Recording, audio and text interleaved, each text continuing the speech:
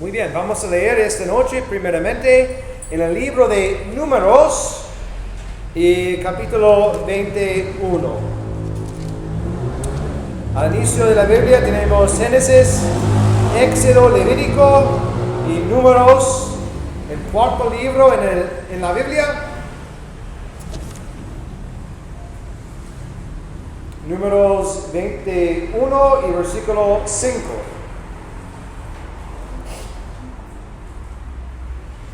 Aquí encontramos el pueblo de Dios, Israel, y dice, versículo 5 de Números 21, y habló el pueblo contra Dios y contra Moisés. ¿Por qué nos hiciste subir de Egipto para que moramos en este desierto? Pues no hay pan ni agua, y nuestra alma tiene fastidio de este pan tan liviano. Y Jehová envió entre el pueblo serpientes ardientes que mordían el pueblo, y murió mucho pueblo de Israel. Entonces el pueblo vino a Moisés y dijo: hemos pecado por haber hablado contra Jehová y contra ti. Ruega a Jehová que quite de nosotros estas serpientes. Y Moisés oró por el pueblo. Y Jehová dijo a Moisés: hazte una serpiente ardiente y ponla sobre una asta, y cualquiera que fuere mordido y mirare a ella, vivirá. Y Moisés hizo una serpiente de bronce y la puso sobre una asta. Y cuando alguna serpiente mordía a alguno, miraba a la serpiente de bronce y vivía. Una historia muy interesante. Pero tal vez usted va a decir, pues, ¿qué sentido tiene esta historia para mí esta noche? Vamos a leer en Juan 3. El Evangelio de Juan, capítulo 3. Y versículo 14. Estamos pensando en cosas que son necesarias. Y aquí encontramos en Juan 3 y versículo 14. ¿Qué fue la lección? ¿Qué fue la historia de lo que sucedió con el pueblo y con las serpientes ardientes? Dice Juan 3, 14, perdón. Juan 3, 14 dice: y como Moisés levantó la serpiente en el desierto, así es necesario que el Hijo del Hombre sea levantado, para que todo aquel que en él cree no se pierda, mas tenga vida eterna. Las palabras de Jesús mismo, que él aquí en Juan capítulo 3 a este hombre Nicodemo, estamos pensando en él anoche, que Jesús dijo a él, hablando de esta historia que Nicodemo sin duda conocía muy bien, porque él era el principal entre los judíos, entonces él conocía mucho del Antiguo Testamento. Entonces él sabía acerca de esta historia cuando Moisés levantó una serpiente y Cristo dijo: es necesario que el Hijo del Hombre sea levantado. Vamos a pensar en la razón por la cual Cristo dijo estas palabras. ¿Por qué fue necesario que el Hijo del Hombre tenía que ser levantado? Donde hemos leído Números 21, encontramos aquí un pueblo de Dios rebelde. Hemos visto en los primeros versículos. Ellos han olvidado lo que Dios había hecho para ellos por muchos años. Su mano de protección, su mano de proveer a sus necesidades. Ellos han olvidado a Dios y lo que Él había hecho. Y dice, ellos murmuraban contra Dios. Con las cosas difíciles en nuestras vidas, muchas veces somos culpables de poner la culpa en Dios. Y decimos, ¿por qué está sucediendo esto en mi vida, Dios? Es su culpa. Y eso es lo que hizo el pueblo. Ellos murmuraban contra Dios y contra Moisés. Hace un año, 22 de marzo 2020, cuando ha empezado ya casi alrededor todo el mundo esta pandemia donde nosotros ya estamos, había un título en la página, en la primera página de un periódico muy famoso, los New York Times, Tiempos de Nueva York. Y aquí el título dijo así: ¿dónde está Dios en la pandemia? ¿Dónde está Dios en la pandemia? Un periódico muy liberal, un periódico que no es cristiano. Y ellos pusieron este gran título y abajo, en letras más pequeñas, estaban estas palabras: no sabemos. No sabemos. ¿Dónde está Dios en la pandemia? La respuesta del periódico, uno de los periódicos más grandes en los Estados Unidos, y me imagino alrededor del mundo: no sabemos dónde está Dios. Y en este artículo el autor estaba poniendo pues la culpa de esta pandemia en Dios, que Dios es culpable porque Él no está ayudándonos. Hay gente muriendo en cada lado y Él no está ayudándonos. No había ninguna reflexión adentro que tal vez la culpa muchas veces, todas las veces, cada vez, se encuentra en nosotros. Hay muerte hoy en el mundo. ¿Por qué? ¿Por la culpa de Dios? No. Dice, por el pecado, por un hombre entró el pecado en el mundo y por el pecado la muerte. Hay muerte hoy en día en este mundo. Hay personas muriendo en cada país, en cada ciudad hoy. ¿Por qué? No es la culpa de Dios. Es la culpa de la raza humana. Por nuestros pecados entró la muerte. Y aquí encontramos y podemos ver tal vez en nosotros mismos, en este pueblo rebelde, que estaban murmurando a Dios, poniendo la culpa en Él, olvidando todas las misericordias de Dios, todas las bondades de Dios, que hoy vivimos, respiramos. ¿Por qué? Por la bondad de Dios, por la misericordia de Dios. Estamos disfrutando otro día más por la misericordia de Dios.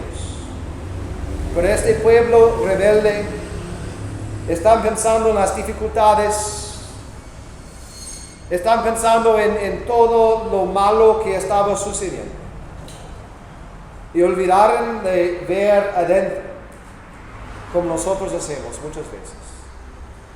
Cuando la vida es buena, cuando casi no hay dificultades, muchas veces no agradecemos a Dios, no decimos a Dios gracias.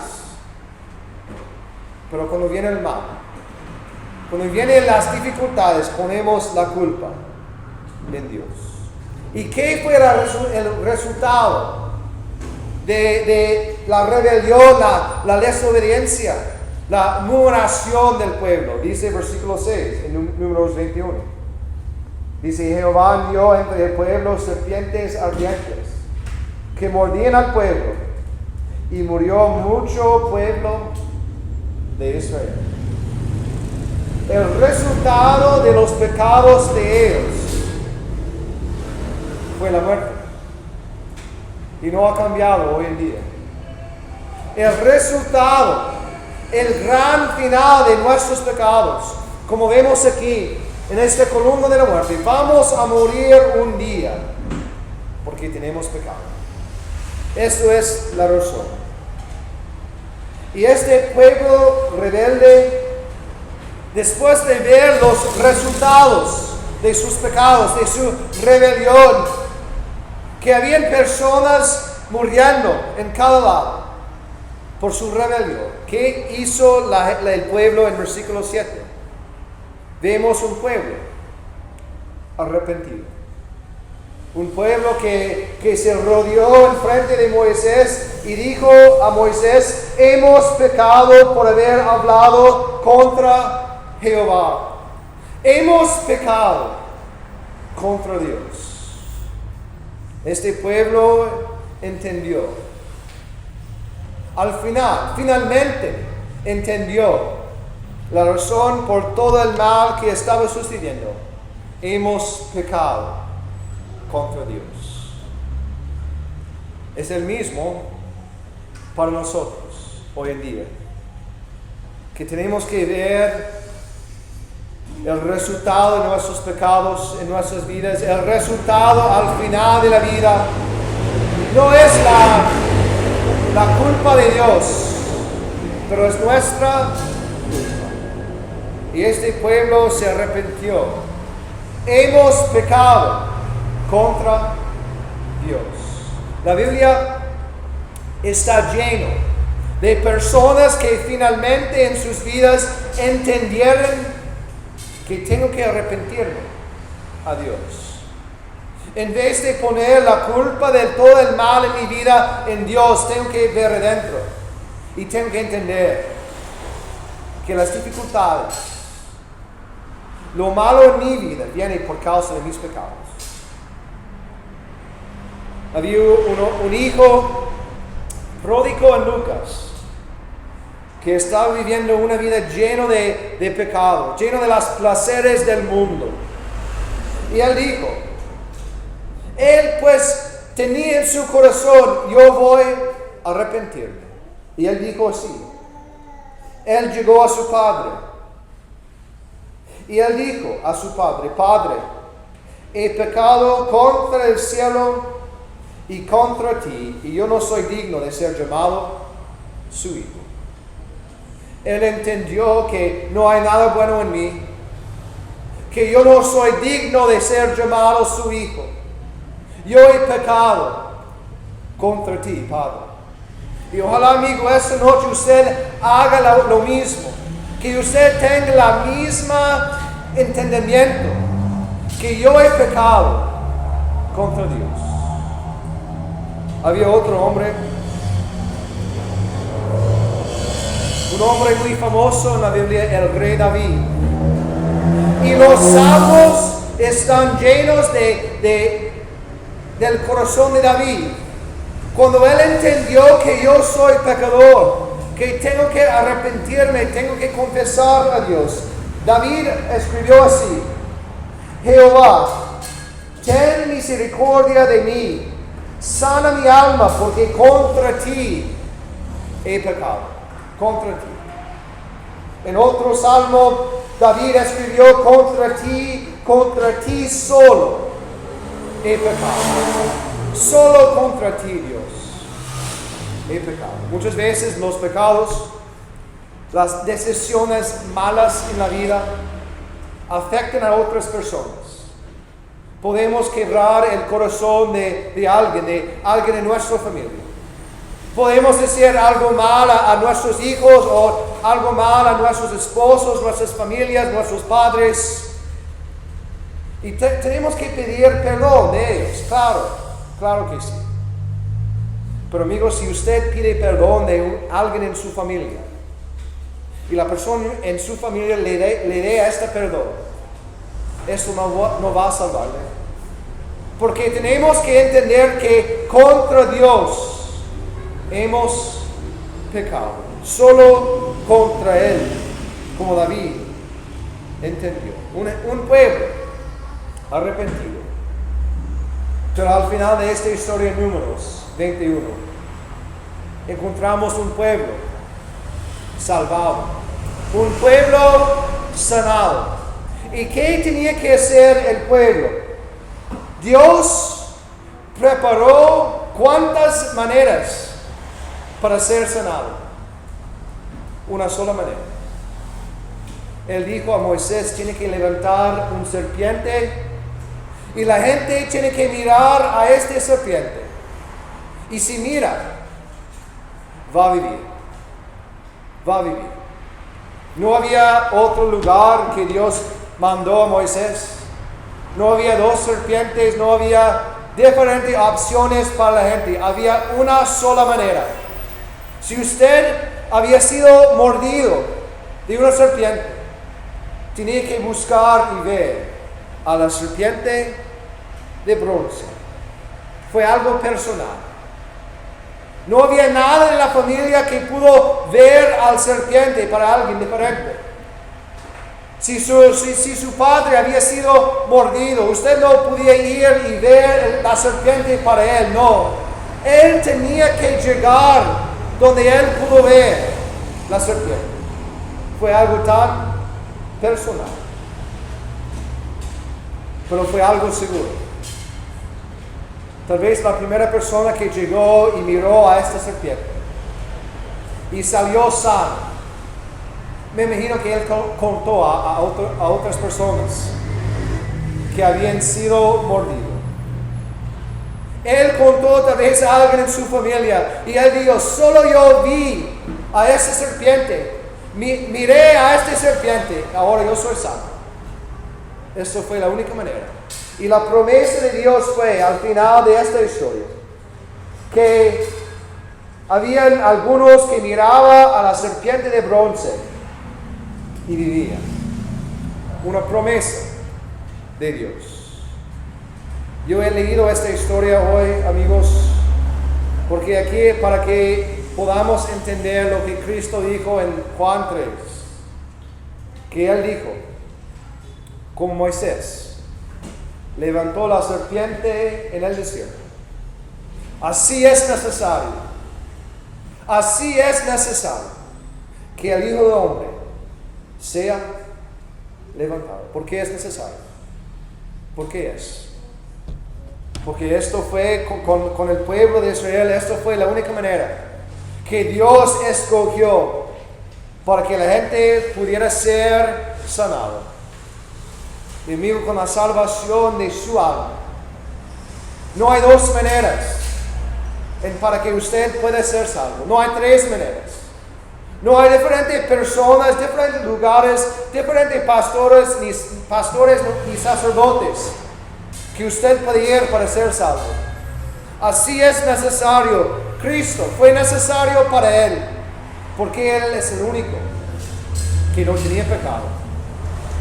Que Él fue el ungido, el escogido de Dios. Y como Dios dijo a Moisés, todo aquel que mirare a esta serpiente vivirá. Así también Cristo dijo, para que todo aquel que en Él cree no se pierda, mas tenga vida eterna. Tiene que mirar a Jesús. Ojalá usted vea a Él, el Hijo del Hombre, el Hijo de Dios que murió en la cruz. Fue necesario para Él.